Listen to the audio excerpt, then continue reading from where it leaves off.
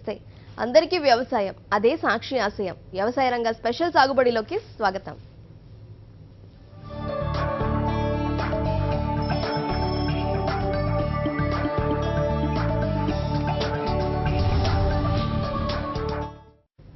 ప్రస్తుత పద్ధతుల ద్వారా దిగుబడి రావటం లేదని భావించిన ఆ రైతు కొత్త విధానాలని ప్రయోగాత్మకంగా పరిశీలించాలని భావించారు. పందిళ్ల ద్వారా తీగజాతి కూరగాయల్ని పండించడం మొదలుపెట్టారు. మొదట కాకరకాయ వేశారు, సక్సెస్ అయ్యారు.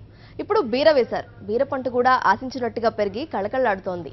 అర ఎకరాల్లో రికార్డు స్థాయిలో దిగుబడి వచ్చేలా ఉందని ఆనందాన్ని వ్యక్తం చేస్తున్నారు.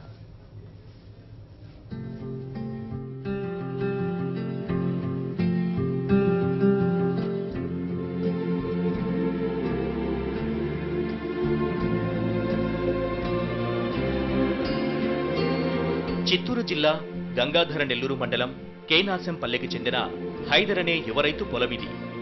ఇది మొత్తం అర ఎకరాయే ఉంటుంది. ఈ అర ఎకరాలో కూరగాయల పంటలు వేయాలని నిర్ణయించిన ఈయన ప్రైవేటు కంపెనీతో పాటు ఉద్యానవన శాఖ సాయంతో పందిళ్లు ఏర్పాటు చేసుకున్నారు. ఇందుకు గాను ఈయనకు 2 లక్షల రూపాయలు ఖర్చయింది. సాగునీటి కొరతను సమర్థంగా ఎదుర్కోవడానికి వీలుగా డ్రిప్ సిస్టమ్ ఏర్పాటు చేసుకున్నారు. చాలా మంది మేము ఇంతకుముందు చెరుకు తోట ఇవి వేస్తున్నాము. దాంట్లో ఆదాయం తగ్గి దాంట్లో ఏం చేయలేకపోతామంటే మళ్ళీ మాకు ఒక కంపెనీ తరఫున ఇది అగ్రిడ్ greenhouse solutions private limited అనేసింది.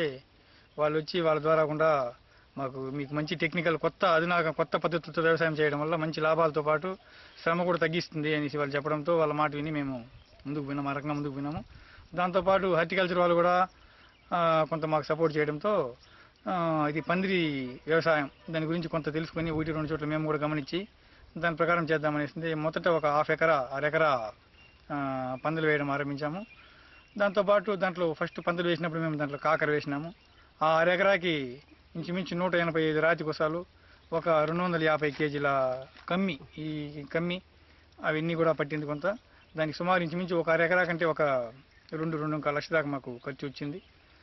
దాని పిమ్మటనే మళ్ళీ అన్నీ అయిపోయినాక అన్ని జోడించి అన్నీ చేసినాక మళ్ళీ మేము ఫస్ట్ కాకర వేయడం జరిగింది. ఒక గుంతకు 2-3 గింజలు వేసినాము. దాంట్లో ఒక్కటి కూడా డ్యామేజ్ అనేది దాంట్లో జరగదు. ఈ పద్ధతిలో చేస్తే డ్యామేజ్ అంతా కూడా చేయదు. ఈస్ట్ వెస్ట్ కంపెనీ అనేసిందే ఈస్ట్ వెస్ట్ సీడ్ వేసినాము. దాంట్లో మంచి దిగుబడి, మంచి సైజు అన్నీ రావడం కూడా బాగా జరిగింది. కాబట్టి దాంట్లో మాకు 9 టన్నులు ఈలు రావడం అనేది పెద్ద విషయం. అది కాకరలో 9 టన్నులు రావడం జరిగింది. పందిరి పద్ధతిలో నాందరి రకం కాకరకాయ వేసి అర ఎకరానికి గాను 9 టన్నుల దిగుబడి సాధించారు. పంట మార్పిడి చేయాలనే ఉద్దేశంతో కాకరకాయ తరువాత బీర వేశారు. ఇది కూడా బాగా పండింది. అర ఎకరాకు 15 టన్నుల దాకా దిగుబడి వచ్చేలా ఉందని రైతు అంచనా వేస్తున్నారు. ఇంచుమించు దీంట్లో మేము ముఖ్యంగా ఏమంటే మేము ఈ డ్రిప్లో మందులు వదలడం వల్ల ఖర్చులంతా కూడా బాగా తగ్గుతుంది. ఎక్కువగా మనం ఈ సేంద్రియ ఎరువులే కూడా వాడుతున్నాయి. ఈ గుంతలో ఈ పిట్టి తీస్తాము. ఆ పిట్టితో పాటు సేంద్రియంగా ఎరువులతోనే మనం బాగా ముందుకు పోతున్నాము. రాను కూడా ఇంకొక సంవత్సరం 2 సంవత్సరాలకంతా కూడా పూర్తిగా సేంద్రియ పద్ధతులనే సాగు చేయాలనేసి మాకు కూడా. దీంతో మీకు ఇంచుమించు అన్నిటితో పోల్చుకున్నారంటే మామూలుగా ఓపెన్ ఫీల్డ్ చేయడానికి ఈ రకంగా చేయడానికి పోల్చుకున్నారంటే ఇంచుమించు నా లెక్క ప్రకారం అయితే 70% తగ్గుతుందని నేను ఖచ్చితంగా చెప్పగలుగుతాను. ఎందుకంటే మనం దీన్ని ఎంతవరకు వేరు పోతుందో, ఎంతవరకు మనం ఫిట్ చేయగలుగుతామో అంతవరకే వాడుతున్నాం. కాబట్టి వృధాగా పోవడం అనేది కొంత కూడా ఉండదు.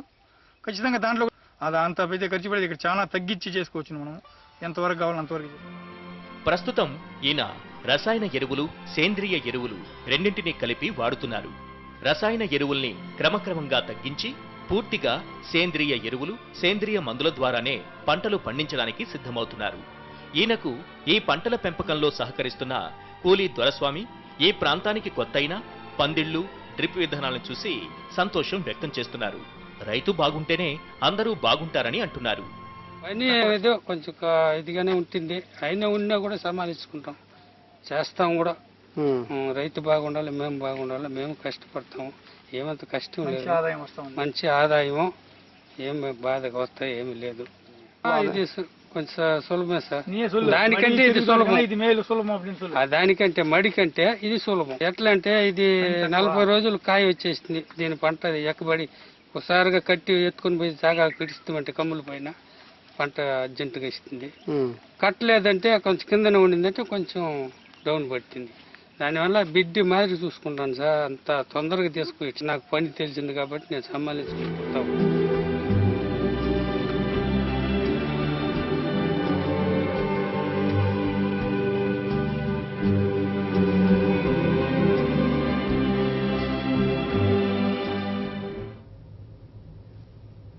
సరదాగా విహారయాత్రలకు వెళ్లిన ఆ రైతు పలు ప్రాంతాల్లో ఉద్యాన పంటల్ని దగ్గరగా గమనించారు. కర్ణాటక రాష్ట్రంలో పూలతోట పంటల్ని చూసి ఆకర్షితులయ్యారు. తాము సాగు చేస్తున్న పత్తి, మిర్చి లాంటి పంటల్ని పక్కన పెట్టి కొత్తగా పూలతోటలేద్దామని నిర్ణయించుకున్నారు. అలా ఆయన తీసుకున్న నిర్ణయం ఇప్పుడు ఆయనకు కలిసొచ్చింది. బంతి పంట ద్వారా క్రమం తప్పకుండా ఆదాయాలు పొందుతున్నారు.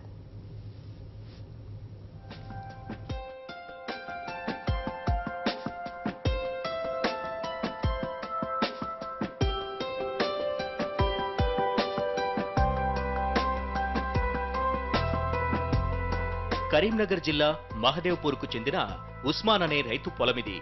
ఈయన మహదేవ్పూర్, కాళేశ్వరంలలో 20 ఎకరాల్లో బంతిపూల సాగు చేస్తున్నారు. 2 సీజన్లలోనూ బంతిపూల వెరైటీలను వేస్తూ లాభాలను పొందుతున్నారు.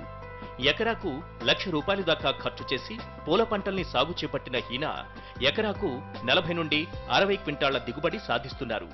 ఇక్కడ నేను గత సంవత్సరాలు పత్తి, మిర్చి ఇవి చాలా వేసేది. నాకు అందులో ఎందుకు నష్టం అనిపించింది. ఈ వర్షాలు కొట్టినా ఏది కొట్టినా కానీ చాలా కష్టంతో కూడిన పని అనిపించింది అది. నేను 5 సంవత్సరాల క్రితము బెంగళూరు పైన విహారయాత్రకని అక్కడ పోయినప్పుడు నాకు ఈ బంతి పూలు బాగా ఆకర్షించినాయి. వాళ్ళు చేసే విధానం కానీ, వాళ్ళు చేసే పంటలు కానీ, పూల దాంట్లో నాకు మంచిగా అనిపించింది. అక్కడ నుంచి వెళ్ళి నేను విత్తనాలు తీసుకొచ్చాను. బంతిపూల విత్తనాలు 5 ఎకరాలకు తీసుకొచ్చి మొదటి సంవత్సరం వేసాను. వేసినప్పుడు నాకు మంచిగా అనిపించింది. ఇది ఎకరానికి వచ్చేసి దిగుబడి కూడా బాగానే వస్తుంది. నాటిన మనకు 45 రోజులకు ఈ క్రాప్ స్టార్ట్ అవుతుంది. ఒక 45 రోజులు మనం కోసుకోవచ్చు. ఇది ఈ పూల దిగుబడి వచ్చేసి మనకు ఎకరానికి 40 క్వింటల్ నుంచి 60 క్వింటల్ దాకా దిగుబడి వస్తుంది. మనం చేసే విధానాన్ని బట్టి దిగుబడి ఇంకా పెరగవచ్చు. ఇంకా ఇది మేము సంవత్సరానికి 2 పంటలు తీస్తాం. ఇది గత సంవత్సరం తీసుకొచ్చి నేను వేసినప్పుడు 5 ఎకరాలు వేసినా నాకు మంచిగా అనిపించింది. తర్వాత మళ్ళీ ఇది 20 ఎకరాలు వేసిన ఈ సంవత్సరం. ఖరీఫ్ ఒక 20 ఎకరాలు, రబీ ఒక 20 ఎకరాలు. ఈ మహదేవ్పూర్ గ్రామంలో ఒక 10 ఎకరాలు, కాళేశ్వరం గ్రామంలో ఒక 10 ఎకరాలు, మొత్తం 20 ఎకరాలు మేమే చేస్తాం. ఇక్కడ నుంచి దీనికి పూలు కోసం ఇక్కడ నుంచి దగ్గరలో ఉన్న పట్టణాలు ఉంటాయి కదా, వరంగల్ కానీ, హైదరాబాదు, గుంటూరు, విజయవాడ మొత్తం ఎక్స్పోర్ట్ చేస్తాం. ఇది ఈ పెళ్ళిళ్ళకి కానీ, ఏదైనా పండుగలకు కానీ వాటికి బాగా అమ్ముతుంది. 40, 50 రూపాయలు, 60 రూపాయలు కూడా పోతుంది. ఖాళీ సమయంలో కూడా 40, 30 రూపాయల దాకా పడుతుంది రేటు. మాకు 30 నుంచి 40, 50 క్వింటల్ పక్కా వస్తుంది. ఇది సీడ్ తీసుకొచ్చి మేము మైసూరు తీసుకొస్తాం. మైసూరు, బెంగళూరు తీసుకొస్తాం సీడ్. ఇది సీడ్ కొంచెం కాస్ట్ ఉన్నా మనకు అంతకంటే ఎక్కువ లాభం అనిపిస్తుంది. ఒక కాస్ట్ వచ్చేసి 1000 గింజలకి ఇది 2000, 1500 అట్లుంటాయి ఇది గింజలు. ఇది సీడ్ కాస్ట్. అయినా కానీ మాకు నష్టం ఏం లేదు. ఇది మొత్తం టోటల్ ఖర్చు వచ్చేసి ఎకరానికి 1,20,000 ఖర్చు వస్తుంది. ఖర్చు మొత్తం ట్రాన్స్పోర్ట్తో కలుపుకొని. అయినా కానీ మాకు లాభం అనిపిస్తుంది. ఇది పత్తి, మిర్చి, కాటన్ కంటే కూడా మంచి లాభం అనిపిస్తుంది. ప్రస్తుతానికి ఈయనకు అన్ని ఖర్చులు పోను ప్రతి సీజన్లోనూ ఎకరాకు 30,000 రూపాయల దాకా ఆర్జిస్తున్నారు. పండుగలు, శుభకార్యాలకు అనుగుణంగా దిగుబడి వచ్చేలా చూసుకుంటూ వరంగల్, గుంటూరు, హైదరాబాద్, విజయవాడ నగరాలకు తన పూల పంటల్ని సరఫరా చేస్తున్నారు. ఇంతకాలం వేసిన పత్తి, మిర్చి పంటల కంటే ఇవే బాగున్నాయని ఆయన అంటున్నారు. మొదట 5 ఎకరాలు కౌలుకు తీసుకుని లాభాలను ఆర్జించారు. ఆ తరువాత తాను సాధించిన అనుభవం ఆధారంగా నిరంతరం కష్టపడుతూ ఇంటిలిపాదిని వ్యవసాయంలో భాగం చేసి మొత్తం 20 ఎకరాలు పూల పంటల్ని పండిస్తున్నారు. ఈయన తమ్ముడు ఫాజ్ మార్కెటింగ్ చూసుకుంటున్నారు. మొత్తానికి 3 రోజులకు ఒకసారి స్ప్రే చేయాల్సింది ఏదో ఒకటి. చేయకుంటే మాత్రం మనకు పువ్వు అనేది రాదు, మొగ్గ రాదు. ఇవన్నీ రావాలంటే ఖచ్చితంగా 3 రోజులకు తడి తీయాల్సిందే. మనం తడుపు కూడా 3 రోజులకు ఒకసారి వేయాల్సిందే. మందు అనేది డే బై డే 3 డేస్కి ఒకసారి ఇట్లా చూసుకుంటూ కొట్టుకోవాలి. కాకపోతే దీన్ని చూసుకుంటా ఉండాలి కంపల్సరీ. నెగ్లెక్ట్గా వదిలేసి ఎక్కడ తిరిగితే కలవదు. ట్రాన్స్పోర్టింగ్ వచ్చేసి ఒక 5-6 ఉంటాం మేము ఇంట్లో అన్నట్టుగా. పిల్లల్లో మేము అందరం ఉంటాము. ఒక 5-6 ఉంటాం. హైదరాబాద్, విజయవాడ, గుంటూరు, వరంగల్, కరీంనగర్ ఇటు ఎక్స్పోర్ట్ చేస్తూ ఉంటాము. సస్యరక్షణ చర్యలపైన తమకు మంచి పట్టు ఉందని రైతు ఉస్మాన్ సోదరుడు చెబుతున్నారు. ఉస్మాన్ చేస్తున్న పూల పంటల సాగు నుంచి స్ఫూర్తిని పొందిన రైతులు భవిష్యత్తులో తాము కూడా కాస్త పొలంలోనైనా సరే వీటిని సాగు చేస్తామని చెబుతున్నారు. ప్రణాళికాబద్ధంగా వ్యవహరించి మార్కెట్ పైన పట్టు సాధిస్తే పూల పంటల ద్వారా నిరంతరం లాభాలొస్తాయని ఉస్మాన్ పూల పంటల్ని చూసిన మహదేవ్పూర్ మండల వ్యవసాయాధికారి సురేష్ రెడ్డి చెబుతున్నారు. సూచనలు, సలహాలు కావాలనుకునే వారికి తమ వైపు నుంచి సాయం ఉంటుందని భరోసా ఇస్తున్నారు. సాగులో ఈ బంతిపూలు అనేది మన ఈ మహదేవ్పూర్ ప్రాంతంలో ఉస్మాన్ అనే రైతు రెగ్యులర్గా సాగు చేస్తున్నాడు. అయితే దీంట్లో ఈ డిఫరెంట్గా అందరూ పత్తి మిర్చి సాగు చేస్తుంటే ఈ ఒక రైతు మాత్రం బంతి సాగులో గత 4-5 సంవత్సరాలుగా మంచి అనుభవం గడించారు. ఈ రైతు యొక్క అనుభవాలను దృష్టిలో ఉంచుకొని మేము కూడా అబ్జర్వ్ చేసింది ఏంటంటే, ఇది ఖరీఫ్లో బంతి పంట వేసినప్పుడు దాదాపు 6 నుంచి 10 క్వింటాల వరకు 10 టన్నుల వరకు దిగుబడి వస్తుంది.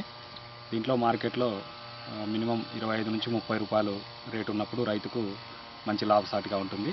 అయితే బంతి సాగు చేసుకునేటప్పుడు మనం మార్కెట్ను దృష్టిలో పెట్టుకొని పండగలను దృష్టిలో పెట్టుకొని ఆ విధంగా వచ్చేటట్టు కోత వచ్చేటట్టు ఒక ప్రణాళికాబద్ధంగా సాగు చేసుకుంటే బంతి సాగు అనేది రైతులకు చాలా లాభదాయకంగా ఉంటుందని తెలియజేయడం అవుతుంది. ఇందులో తక్కువ పెట్టుబడితో కనీసం సంవత్సరంలో 2 పంటలు కూడా తీసుకోవచ్చును. కాబట్టి ఈ విధంగా ఉద్యాన పంటలలో ఈ బంతి అనేది పూలల్లో అత్యధికంగా మార్కెట్లో కూడా ఉపయోగించే పంట కాబట్టి మ్యాక్సిమం రైతులు ఈ సాగు వైపు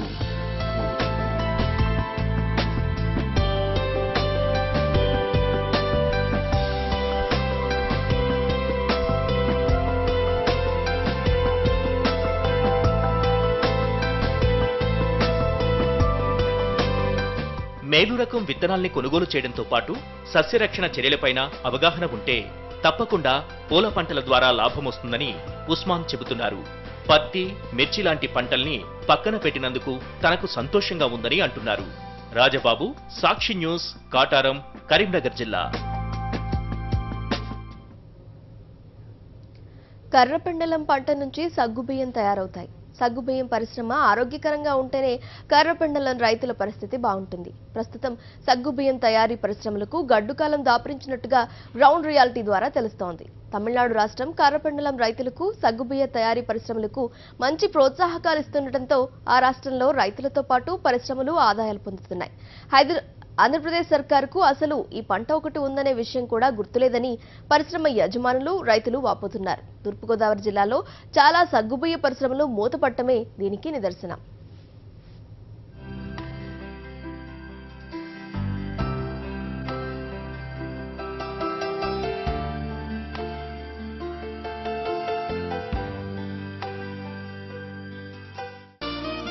తూర్పుగోదావరి జిల్లాలో ప్రతి ఏడాది 1,80,000 ఎకరాల్లో రైతులు సాగో పంటను సాగు చేసేవారు. దీన్ని కర్రపెండలమని కూడా వ్యవహరిస్తారు. రాను రాను వర్షాభావ పరిస్థితుల వల్లనైతేనేమి, సర్కారు వైపు నుంచి పెద్దగా ప్రోత్సాహం లేక పంట 1,00,000 ఎకరాలకు మాత్రమే పరిమితం అవుతూ వచ్చింది. ఈ పంట మెట్ట ప్రాంతంలోనే అధికంగా పండుతుంది. వర్షాలు లేకపోవడం, గాలిదుమ్ములతో దుంప ఎదుగుదల లేక రైతులు తీవ్రంగా నష్టపోయారు. కర్రపెండలం దుంప ద్వారా తయారయ్యే బియ్యాన్నే సగ్గుబియ్యం అంటారు. కార్బోహైడ్రేట్లు అధికంగా ఉండే ఈ బియ్యంతో పలు రకాల వంట పదార్థాలను తయారు చేస్తారు. సగ్గుబియ్యంతో చేసే పాయసాన్ని ఎండాకాలంలో ఎక్కువగా వినియోగిస్తుంటారు.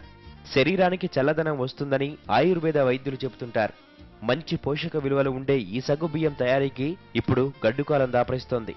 వీటిని తయారు చేసే సాగో పరిశ్రమలు పలు కారణాలతో మూతపడుతూ వస్తున్నాయి. ఒకప్పుడు తూర్పుగోదావరి జిల్లాలో 40కి పైగా ఉండే పరిశ్రమలు లాభాలు లేక నేడు 17కు మిగిలాయి. ఇందుకు అనేక కారణాలు ఉన్నాయంటున్నారు ఆ పరిశ్రమల యజమానులు. ప్రస్తుతానికి 16 మిల్లులు రన్నింగ్లో ఉన్నాయండి. పూర్వం అంటే బాగా పూర్వం అయితే 45 ఫ్యాక్టరీలు దాకా ఉండేయండి ఒక 20 సంవత్సరాల క్రితం. అలా క్రమేపా సంవత్సరం ఏదో వివిధ కారణాల మూలంగా అది రియల్ ఎస్టేట్ పెరగటం, తర్వాత పొల్యూషన్ ప్రాబ్లం, లేబర్ ప్రాబ్లం, అదే రకంగా మేనేజ్మెంట్లో కూడా ఆసక్తి తగ్గటం, ఈ లాభాలు కరెక్ట్గా లేకుండా ఉండటం మూలంగా అనేక కారణాల మూలంగా మూతపడుతూ వచ్చినాయండి. ఇప్పుడు ఈ సంవత్సరం కూడా కొంతమంది సరిగ్గా క్రషింగ్ చేయట్లేదు, సరిగ్గా తిప్పట్లేదండి. దానికి కారణం అంతా నష్టాలతో నడవటం. గతంలో తూర్పుగోదావరి జిల్లాలోని పెద్దాపురం, సామర్లకోట, జగ్గంపేట, రంగంపేట, పిఠాపురం తదితర మెట్ట ప్రాంతాల్లో కర్రపెండలం అధికంగా సాగయ్యేది. అయితే ఒక ఏడాది అకాల వర్షాలు, మరొక ఏడాది వర్షాలు లేకపోవడంతో రైతులు తీవ్రంగా నష్టపోయిన పరిస్థితి ఏర్పడింది. అంతేకాదు మన పొరుగునున్న తమిళనాడులో సగ్గుబియ్యంకు మంచి మార్కెట్ ఉండడంతో ఆ ప్రభావం ఇక్కడ కూడా పడింది. తమిళనాడులో సాగు పంటకు, పరిశ్రమలకు మంచి ప్రోత్సాహకాలుంటే ఆంధ్రప్రదేశ్లో అలాంటివేవీ లేవు. ఇది బాగా ఎసెన్షియల్ కమోడిటీ కాదు కాబట్టి, నిత్యావసర వస్తువు కాదు కాబట్టి ప్రభుత్వ పరంగా ఏ విధమైన మనకి ఏమైనా రాయితీలు అది లేదండి. దీనికి సేల్ ట్యాక్స్ కూడా 5% ఉన్నది. అదే తమిళనాడు గవర్నమెంట్ అయితే అక్కడ 2%కే సేల్ ట్యాక్స్ ఇస్తున్నారు. తర్వాత మెయిన్ 95% క్రాప్ అంతా కూడా తమిళనాడులో ఉందండి. మన ఊరికనే 5% క్రాప్ అండి. అది ఒక 2 years బ్యాక్ బాగా డ్రాట్ మూలంగా తమిళనాడులో క్రాప్ లేక ఈ పంటకి విపరీతమైన రేటు మిల్లర్ ఇవ్వటం జరిగిందండి. అదే టైంలో సగ్గుబియ్యం రేటు కూడా బాగా పెరిగింది. దాన్ని దృష్టిలో పెట్టుకుని రైతాంగం క్రమేపా క్రాప్ బాగా పెంచేశారు.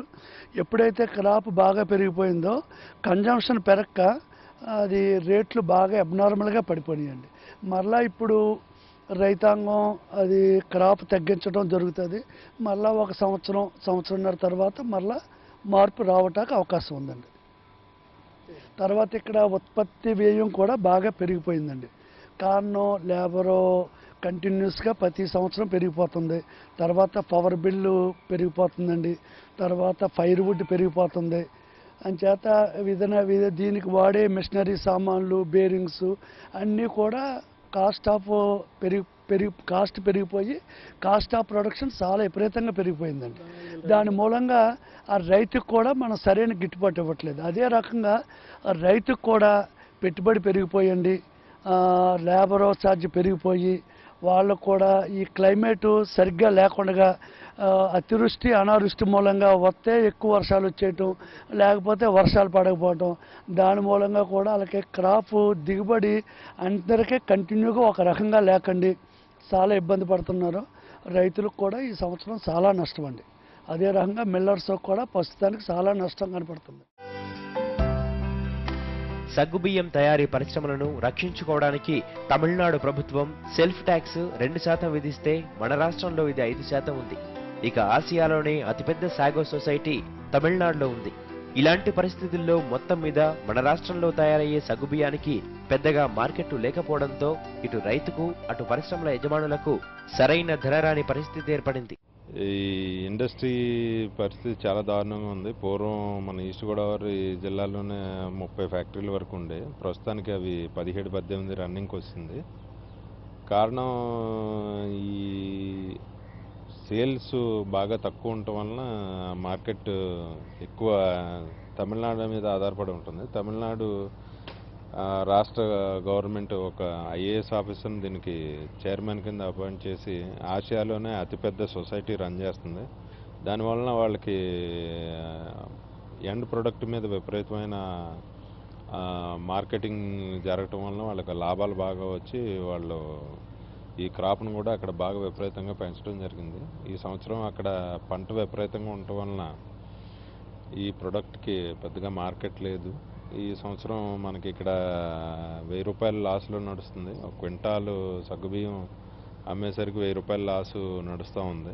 ఏమంటే క్వింటాల్ రేట్ ఇచ్చినా పుట్టి రేట్ ఇచ్చినా కన్వర్షన్ ప్రకారం మార్చుకోవచ్చండి. ఇప్పుడు అది ప్రతి వాళ్ళకి కూడా క్యాలిక్యులేటర్లు ఉన్నాయి, మార్చుకోవచ్చు. అది పెద్ద ప్రాబ్లం కాదండి. మెయిన్ రైతుకి గిట్టుబాటు ధర ఇచ్చే పరిస్థితుల్లో మిల్లర్ లేడండి. కారణం ఏంటంటే సగ్గుబియ్యం ధర విపరీతంగా పడిపోయిందండి. ఇక్కడ కాకుండా తమిళనాడులో కూడా విపరీతంగా పడిపోయిందండి. విపరీతంగా పడిపోయిన దాని మీద రైతుకి గిట్టుబాటు లేదు, మిల్లర్కి గిట్టుబాటు లేదు. పోయిన సంవత్సరం కూడా రైతుకి ఇదే రేటు మనం ఇచ్చినామండి. ఇప్పుడు పుట్టికి 850 రూపాయలు ఇస్తున్నాం. గత సంవత్సరం కూడా 850 రూపాయలు ఇచ్చి రైతు నష్టపోయినాడు, మళ్ళీ మిల్లర్ కూడా నష్టపోయినాడు. దీని మూలంగా వచ్చే సంవత్సరం రైతు ఈ క్రాప్ తగ్గించే అవకాశం కనపడుతుందండి. అదే రకంగా మిల్లర్లు కూడా ఇదే రకంగా కంటిన్యూ అవుతే కొన్ని మిల్లులు అందరూ కూడా మిల్లుల మీద ఆసక్తి తగ్గి మూతపడే అవకాశం కనపడుతుంది. క్వింటాల్ అంటే 100 కిలోల సగ్గుబియ్యం తయారీకి గతంలో 600 రూపాయల ఖర్చయితే ఈ ఏడాది 1200 రూపాయలు అవుతుందని పరిశ్రమల యజమానులు చెబుతున్నారు. ఏడాదికి పెరుగుతున్న విద్యుత్ ఛార్జీలు, లేబర్ ఛార్జీలు, ఫైర్వుడ్ రేట్ల పెంపుదల వల్ల తమ పరిస్థితి కూడా అంతంత మాత్రంగానే ఉందంటున్నారు. గతంలో రైతులకు ఒక పుట్టికి అంటే 225 కిలోల కర్రపెండలానికి 1400 రూపాయల నుంచి 1500 రూపాయల వరకు ఇచ్చేవాళ్లమని, అయితే ఈ ఏడాది 850 రూపాయలకు మించి ఇవ్వలేకపోతున్నామని వారంటున్నారు. రైతులు నానా కష్టాలు పడి వర్షాభావ పరిస్థితుల్లో దిగుబడి తగ్గిపోయి పంట తీసుకొచ్చి ఫ్యాక్టరీలకు విక్రయిస్తున్నారు. సగ్గుబియ్యం నిత్యావసర వస్తువు కాకపోవడం వల్ల సాగో పరిశ్రమలు, సాగో రైతులపై కూడా ప్రభుత్వం చిన్నచూపు చూస్తోంది. ఈ నేపథ్యంలో ప్రభుత్వం నుండి తమకు సహకారం కావాలని పరిశ్రమల యజమానులు కోరుతున్నారు. 150 రూపాయలు పుట్టికి రేటుకి వాళ్ళకి ఇస్తా ఉన్నాం 228 కేజీలకి. పూర్వం మేము 1400, 1500 కూడా ఇచ్చిన రోజులు ఉన్నాయి. కాలక్రమేణా ఇది పెరుగుతూ ఉండవలసిన రేటు తగ్గించివ్వటం మాకు చాలా బాధాకరం, విచారకరమైన విషయం. రైతులకి సమాధానం చెప్పలేక ఏమీ చేయలేక పరిస్థితిలో మేము ఇండస్ట్రీని రన్ చేస్తున్నాం. రైతులు అర్థం చేసుకుని దాన్ని కోఆపరేట్ చేస్తారని మేము అనుకుంటున్నాం. పుట్టికి కనీసం 1200 ఇస్తే బాగుండని మేము అనుకున్నాం. ఇది 800 ఇవ్వటం అన్నది చాలా విచారకరమైన విషయం. దాని గురించి మనకి ఇక్కడ గవర్నమెంట్ సైడ్ నుంచి సపోర్ట్ ఏం లేదు. ఒక సొసైటీ కానీ ఒక ఇది కానీ కామన్ ప్రోగ్రామ్ కానీ మన ఇండస్ట్రియల్ డెవలప్మెంట్కి ఇన్సెంటివ్స్ కానీ ఇట్లాంటివి ఏమి ఇవ్వక, పవర్ ఇన్సెంటివ్స్ కానీ ఏమి ఇవ్వట్లేదు. ఈ ఇన్సెంటివ్స్ ఇవ్వక ఒక ఇండస్ట్రీ కూడా బాగా మ్యానుఫ్యాక్చరింగ్ కాస్ట్ పూర్వం 600, 500 ఉండేది ఒక క్వింటా సగ్గుబియ్యం తయారు చేయడానికి. ఇప్పుడు అదే 1200 దాకా అయిపోయి బాగా ఇండస్ట్రీ కూడా బాగా బర్డెన్ అయిపోయింది. ఇదన్నీ గమనించి ప్రభుత్వం వారు మన ఇక్కడ సాగో మిల్లర్స్ని ఆదుకుని ఇండస్ట్రీని రివైవ్ చేసి మళ్ళీ 30 ఇండస్ట్రీస్ తిరిగేలా చేస్తారు. ఇక సాగో పరిశ్రమలకు లాభాలు లేకపోవడంతో కూలీలకు కూడా పనులు దొరకడం కష్టంగా మారింది. ఒకప్పుడు వందల మంది కూలీలకు సగ్గుబియ్యం పరిశ్రమ వల్ల ఉపాధి దొరికేది. ఇప్పుడు ఒక పరిశ్రమకు 5-10 మందికి మించి ఉపాధి దొరకడం లేదు. అలాగా మేము సర్దుకున్నాం. రాజబ్బయ్య గారు మమ్మల్ని మానిపించలేక మమ్మల్ని అలా సర్దుకొని చేయమంటున్నారండి సార్. అండి ఇందులోనండి 30 మంది దాకా చేసేవారండి అప్పుల్లో. తర్వాత ఇవన్నీ కట్టాక 14 మంది చేసారండి. ఇప్పుడు 5ఊర్లోకి వచ్చాయండి. మొన్నటి దాకా లేదండి. ఈ మయాన్ని తీసారండి. తీసేయండి 4 రోజులు అయిందండి. మీరు తీసేయండి. మేమేం చేస్తాం, ఖాళీగానే ఉంటున్నామండి. ఇంటికాడే ఖాళీగా ఉన్నాను. పనులు ఏమి లేకండి. మళ్ళీ ఫ్యాక్టరీ కానీ తీస్తారమ్మనేసి ఇంక ఈ ఫ్యాక్టరీ కోసం అలా చూస్తాం. ఇంతవరకు కూలి అండి 200 ఇచ్చేవారండి. ఇప్పుడు 210 అండి. ఒక 100 మంది పనిచేసేవారండి. నైట్ అయితేనే పగలైతేనే. ఇప్పుడు ఎంతమంది అండి? ఒక 20 మంది పనిచేస్తారు. లేదండి, బియ్యం రేట్లు లేకండి. ధర కూడా రైతుకి ధర లేక ఇంకా తిప్పలా ఏమీ లేదండి. సగ్గుబియ్యం కావాలంటే షాప్కెళ్లి కొంటాం గానీ ఆ సగ్గుబియ్యం వెనుక రైతుల దగ్గర నుంచి పరిశ్రమల దాకా అనేక కష్టాలున్నాయనే విషయం చాలా మందికి తెలియదు. వీరి గోడు సాధారణ వినియోగదారులకే కాదు, సర్కారుకు కూడా పట్టకపోవడం విచారకరం.